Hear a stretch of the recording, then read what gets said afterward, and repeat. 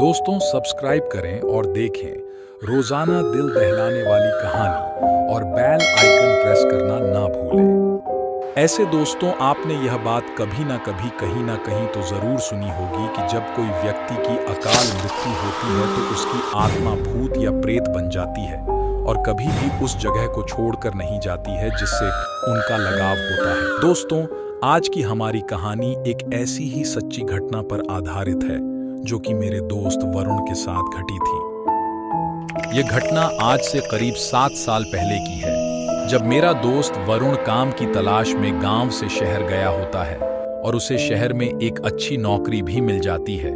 और जहां पर वरुण पूरी 1 साल अच्छी तरह नौकरी करता है और उसके बाद शहर में एक बहुत बड़ा घर भी खरीद लेता है। वरुण को पुरानी चीजों को इकट्ठा करना बहुत ही अच्छा लगता था,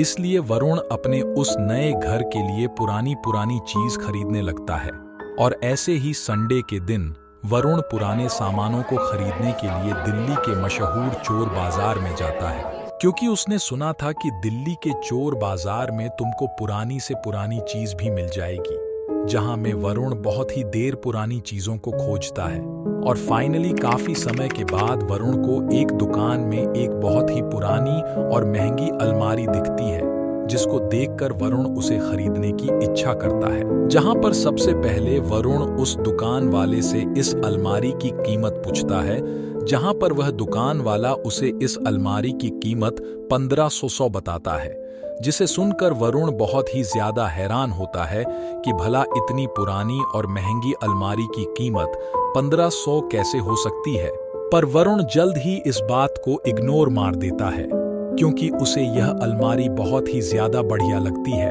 और फिर वह उस अलमारी को पैक करवाकर अपने नए घर में ले आता है और उसे हॉल में लगा देता है, जहां पर फिर वरुण उस रात अच्छी तरह खाना पीना खाकर सो जाता है। जहां पर रात की करीब 1:15 में वरुण को अपने किचन से सामान की गिरने की आवाज आती है, जिसके कारण वरुण की नींद खुल जाती है।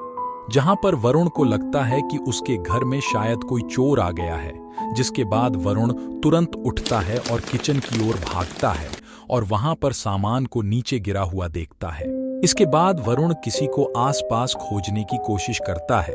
पर वहां कोई नहीं होता है, जिसके बाद वरुण को लगता है कि शायद कोई बिल्ली होगी जिसका यह सब करामात है। जिसके बाद वरुण दोबारा अपने रूम में जा रहा होता है कि तभी उसे हॉल में लगी अलमारी थोड़ी खुली हुई दिखती है और जब वरुण वहां जाता है तो उसे उसमें से किसी के रोने की आवाज आती है, जिसके कारण वरुण को लगता है कि शायद वह चोर कहीं इसके अंदर तो नहीं। और जब वरुण उस अलमारी को खोलता है तो उसे वहां पर एक बहुत ही डरावना आदमी दिखता है, जो अचानक वरुण के ऊपर हमला कर देता है, जिसके कारण वरुण वहीं में बेहोश हो जाता है। और इसके बाद वरुण को सुबह के समय होश आता है, जहां पर सबसे पहले वरुण भागते हुए उस चोर बाजार के लिए निकल जाता है, जहां पर वह करीब आधे घंटे के अंदर वहां पहुंच जाता है।